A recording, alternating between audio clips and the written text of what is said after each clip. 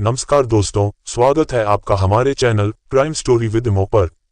क्या आप जानते हैं कि अपराध की दुनिया में इंसान कितनी हद तक गिर सकता है? ऐसे काम जो न केवल मानवता को शर्मसार करते हैं बल्कि पूरे समाज को हिलाकर रख देते हैं। आज हम आपको एक ऐसी रहस्यमय घटना के बारे में बताएंगे जिसने पूरे इलाके को दहशत और हैरानी में डाल दिया। एक परिवार के 3 सदस्य अचानक रहस्यमय तरीके से गायब हो जाते हैं। उनकी गैर मौजूदगी में उनके घर से सिर्फ राख और हड्डियों का ढेर बरामद होता है।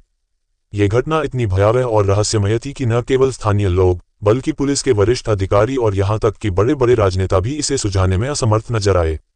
क्या ये कोई शैतानी साजिश थी या फिर इंसानी हवस और लालच की कोई खौफनाक कहानी? तो वीडियो को पूरा आखिरी तक जरूर देखें।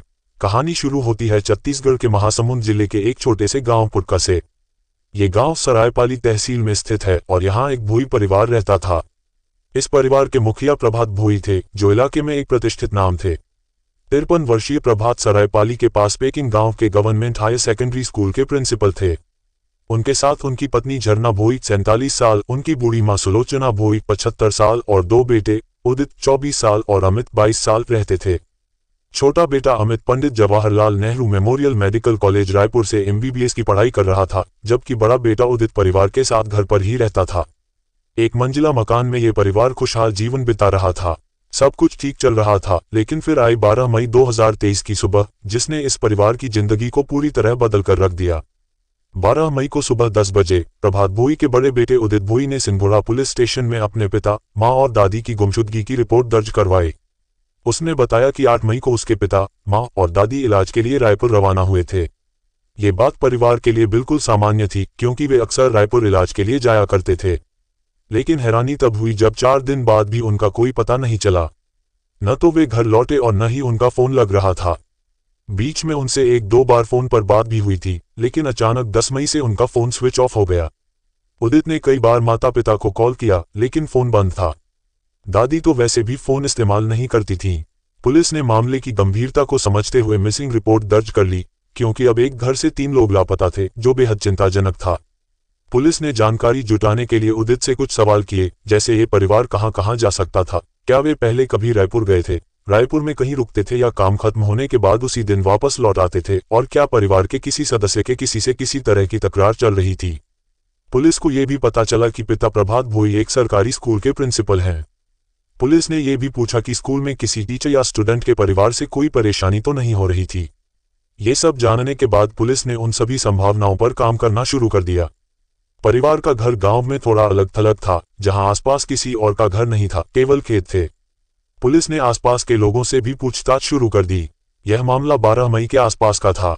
किसी के लापता होने के बाद जैसे जैसे वक्त बीतता है, उसे ढूंढने की संभावना भी कम होती जाती है। अगर कोई घर से भागा हो या किडनैप हुआ हो तो वह समय के साथ और दूर चला जाता है। उदित के मुताबिक 8 मई को माता पिता और दादी घर से निकले थे, यानी अब 4-5 दिन हो चुके थे। पुलिस की पूछताछ के बाद पड़ोसियों को भी ये पता चला कि भोई परिवार के 3 सदस्य लापता हो चुके हैं। अब उन्हें ये समझ आने लगा कि पिछले कुछ दिनों से यह परिवार कहीं नजर नहीं आ रहा था। प्रभात भोई हमेशा स्कूल आते जाते नजर आते थे और उनकी पत्नी और मां से भी अक्सर बातचीत होती थी। पुलिस ने प्रभात के स्कूल में जाकर भी पूछताछ की, लेकिन वहां सब कुछ सामान्य था। प्रभात की किसी से कोई रंजिश नहीं थी। वह एक सीधे सादे इंसान थे, जो बस अपने स्कूल आते और कामकाज करते थे। 7 मई को भी वह अपनी दिनचर्या के अनुसार स्कूल गए थे और शाम को लौटे थे, लेकिन उसके बाद वह स्कूल नहीं आए।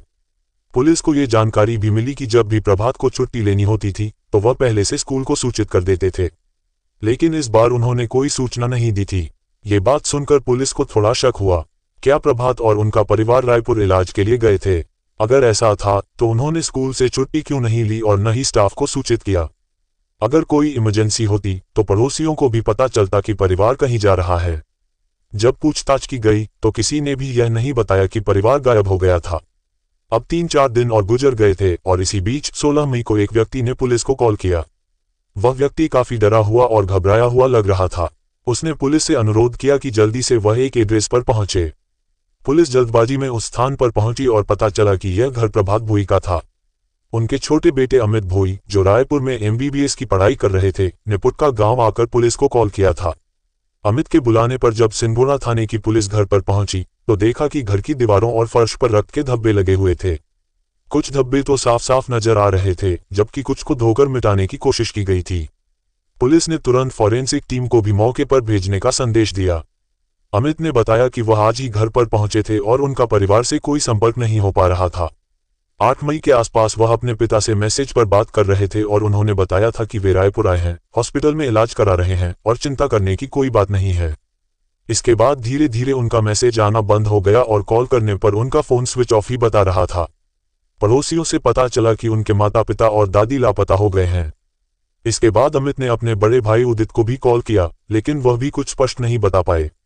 इसीलिए अमित को यहां आना पड़ा।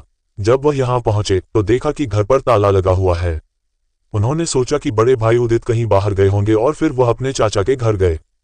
चाचा से बातचीत में उन्हें मामले की गंभीरता का पता चला और चाचा ने बताया कि पुलिस भी आई थी और ऐसी बातें हुई थीं। इसके बाद अमित का धैर्य जवाब दे गया और वह खुद ही दीवार कूदकर अंदर जाने का मन बना चुके थे। अमित ने चाचा जी की मदद से घर के पीछे की दीवार कूदकर अंदर प्रवेश किया। उस साइड में एक आंगन जैसा एरिया था जिसे गार्डन कहा जा सकता है। वहीं पर अमित की नजर राख के एक ढेर पर पड़ी। उसी जगह जमीन पर जलाए जाने के निशान भी स्पष्ट रूप से दिखाई दे रहे थे। जब अमित ने राख के ढेर को ध्यान से देखा और उसमें थोड़ा हटाकर देखा तो उसे कई हड्डियां दिखाई दी। देखने से ऐसा लग रहा था जैसे वहां कुछ जलाया गया हो। ये हड्डियां किसी जानवर की नहीं लग रही थी, बल्कि इंसानी अवशेषों का आभास दे रही थीं। इसके बाद अमित जैसे तैसे घर के अंदर गए। लिविंग रूम में उन्हें रक्त के धब्बे नजर आए। जब वह माता पिता के बेडरूम में पहुंचे तो वहां और ज्यादा खून के निशान मिले। दीवारों, बेड और आसपास रखी चीजों पर रक्त के धब्बे फैले हुए थे। यहां तक कि बाथरूम के अंदर भी खून के निशान मौजूद थे। ये सब देखकर अमित का दिल घबराने लगा और उनके मन में बुरे बुरे ख्याल आने लगे। हालात की गंभीरता को समझते हुए उन्होंने तुरंत पुलिस को दोबारा कॉल करके पूरी स्थिति से अवगत कराया। पुलिस मौके पर पहुंची और घर के पीछे गार्डन में राख के ढेर को देखा। पुलिस को भी शक हुआ कि यह इंसानी हड्डियों के अवशेष हो सकते हैं। थोड़ी ही देर में फॉरेंसिक टीम, सरायपाली के medical officer, executive magistrate, police के वरिष्ठ अधिकारी और डॉग स्क्वाड की टीम घटनास्थल पर पहुंच गए। सभी ने पूरे घर और गार्डन का बारीकी से निरीक्षण किया। अब यह मामला और भी गंभीर और रहस्यमय बन चुका था। देखकर यह साफ लग रहा था कि यहाँ पर कोई बहुत ही गंभीर घटना घटी है। जब छोटे भाई अमित और पुलिस मौके पर पहुंचे उस समय बड़े भाई उदित घर पर नहीं थे। घर से फॉरेंसिक सैंपल्स जुटाने का काम शुरू किया गया और गार्डन से जले हुए अवशेष भी कब्जे में लिए गए।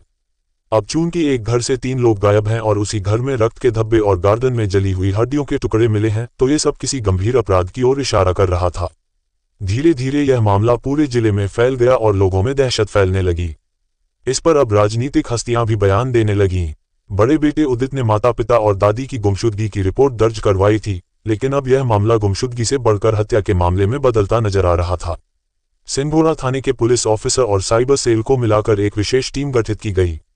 चूंकि यह एक गांव जैसा इलाका था जहां कोई सीसीटीवी कैमरा नहीं था, पुलिस ने आसपास के लोगों से फिर से पूछताछ शुरू कर दी। साथ ही प्रभात भोई के मोबाइल की टॉवर लोकेशन डिटेल्स भी निकाली जाने लगी। गांव के कुछ लोगों ने बताया कि 8 और 9 मई को उन्होंने घर से धुआं उठते हुए देखा था। अब घर में सिर्फ 4 लोग थे, जिनमें से माता पिता और दादी लापता थे, यानी सिर्फ बड़ा बेटा उदित ही घर में मौजूद था। इससे पुलिस का शक धीरे धीरे उदित की ओर बढ़ने लगा। पड़ोसियों ने यह भी बताया कि जब उदित ने माता पिता और दादी की गुमशुदगी की रिपोर्ट दर्ज करवाई थी, उसके बाद उनके रहन सहन में बदलाव आ गया था। 12 मई के बाद वह कई सामान खरीदते हुए देखे गए और यह सामान कभी टेम्पो से, कभी ठेले से तो कभी डिलीवरी बॉय से आता था। उदित ने कई महंगे सामान खरीदे थे, जैसे बेड, एसी, मोबाइल फोन और भी कई अन्य चीजें। आसपास के लोग ये देखकर हैरान थे कि यह आदमी बिना किसी काम के इतना सारा सामान कैसे खरीद सकता है, खासकर तब जब उसके माता पिता लापता थे और घर पर नहीं थे। सिर्फ 3-4 दिनों में उसने लाखों रुपए के सामान खरीदे थे। ये देखकर पड़ोसियों ने छोटे बेटे अमित को कॉल किया और उसे बताया कि उसके माता पिता और दादी लापता हो गए हैं और बड़े भाई उदित ने इतने सारे महंगे सामान खरीदे हैं। इसके बाद अमित, जो रायपुर में था, तुरंत पुटका गांव वापस आ गया। इसके अलावा पड़ोसियों ने यह भी बताया कि उदित ने कुछ लोगों से अनुकंपा नियुक्ति, कंपैशनेट अपॉइंटमेंट के बारे में बात की थी।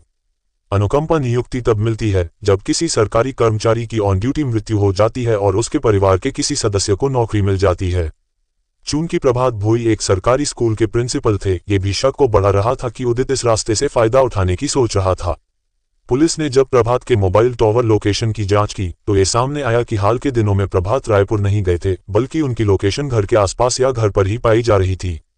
सारी जानकारी और साक्ष्य अब इस ओर इशारा कर रहे थे कि घर के बड़े बेटे उदित का हाथ इस मामले में हो सकता है।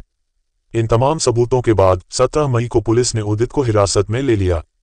पुलिस ने उदित से कई सवाल किए, जैसे कि घर के पीछे गार्डन में राख के ढेर में इंसानी हड्डियों के अवशेष कैसे मिले और तुमने क्या जलाया था? घर की दीवारों पर खून के छींटे कहां से आए और उन्हें साफ करने की कोशिश किसने की? तुमने इतनी महंगी चीजें किसके पैसों से खरीदी? तुमने कहा था कि तुम्हारे माता पिता और दादी रायपुर गए हैं, लेकिन तुम्हारे पिता की लोकेशन तो घर के पास ही मिली, वे रायपुर गए ही नहीं थे। उदित इन सवालों का जवाब घुमा फिरा कर दे रहा था, लेकिन पुलिस की जांच में एक चौंकाने वाली सच्चाई सामने आई।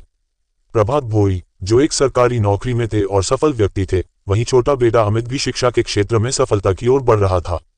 लेकिन बड़ा बेटा उदित पूरी तरह से अलग व्यक्ति था। वह एक बेरोजगार था, कोई कामकाजी गतिविधि नहीं करता था और उसने अपनी पढ़ाई लिखाई भी छोड़ दी थी। दिन भर वह बाहर घूमता रहता था, नशे का आदी हो चुका था और लोगों से मारपीट करने में भी नहीं हिचकिचाता था।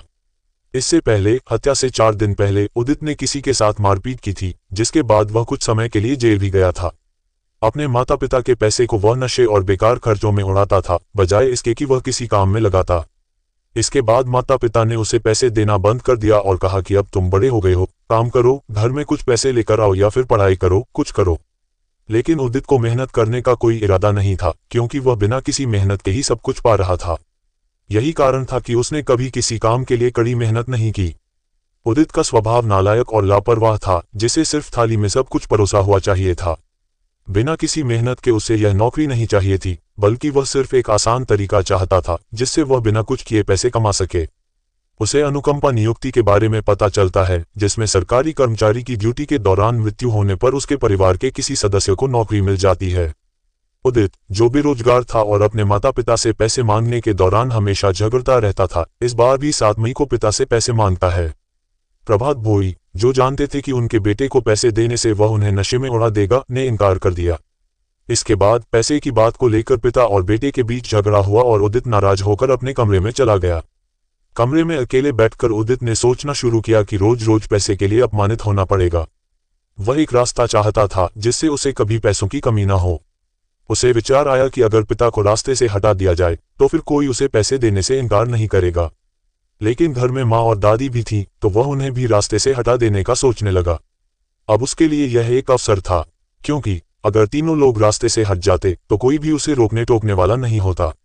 यह उसकी खौफनाक मानसिकता का परिणाम था, जो उसे अपने माता पिता और दादी को मारने की दिशा में ले गया। उदित, जो बेरोजगार और नशे का आदी था, अपने माता पिता और दादी के कत्ल की योजना बना लेता है, सिर्फ इसलिए ताकि उसे उनकी संपत्ति और सरकारी नौकरी का लाभ मिल सके। इसने अपने शातिर दिमाग से ये सब सोचा कि कैसे बिना किसी मेहनत के पैसे कमाए और अनुकंपा नियुक्ति का फायदा उठाए। 8 मई की रात, जब सभी लोग सो रहे थे, उदित ने अपनी योजना को अंजाम दिया। उसने हॉकी स्टिक से अपने पिता को मारा, फिर अपनी माँ और दादी को भी मौत के घाट उतार दिया। तीनों के शवों को उसने बाथरूम में छिपाया और फिर घर के पीछे गार्डन में लकड़ियां डालकर उन पर आग लगा दी। इसने ये सुनिश्चित करने के लिए कि कोई भी सबूत न बचे, घर में सफाई की, रक्त के धब्बे साफ किए और शवों की राख को गार्डन में दफना दिया। इसके बाद उदित ने अपने छोटे भाई अमित को संदेश भेजा कि माता पिता और दादी रायपुर इलाज के लिए गए हैं, ताकि वह और बाकी रिश्तेदार शक न करें। फिर उसने पुलिस स्टेशन जाकर गुमशुदगी की रिपोर्ट भी लिखवाई। इस सब के बाद उदित ने घर के पैसों से ऐश करना शुरू कर दिया, नई चीजें खरीदी और सोचने लगा कि अब उसका जीवन आरामदायक हो जाएगा। लेकिन उसकी करतूतें धीरे धीरे खुलने लगी और जब पुलिस ने उसकी निशानदेही पर सामान बरामद किया तो उसकी सच्चाई सामने आ गई। उदित के खिलाफ केस दर्ज किया जाता है और उसे गिरफ्तार करके जेल भेज दिया जाता है।